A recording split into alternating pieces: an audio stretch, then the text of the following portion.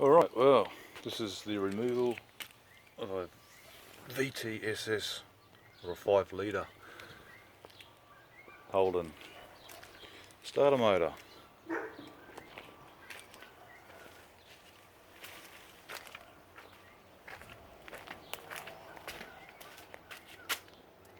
Okay, I was told to remove the starter motor that the steering rack had to come off.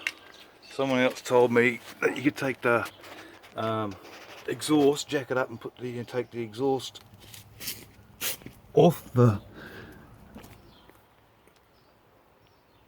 But no, I've just jacked it up, undid the battery terminal so you got no power, then made up a an extension set of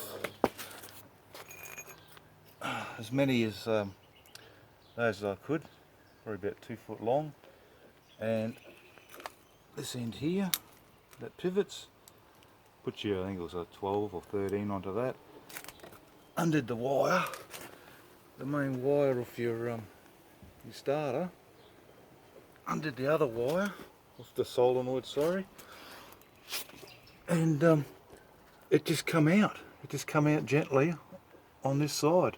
So you got to have it jacked up on the angle, obviously. I've got blocks under there everywhere, it's all safe as houses. But that's all I did, was jacked it up.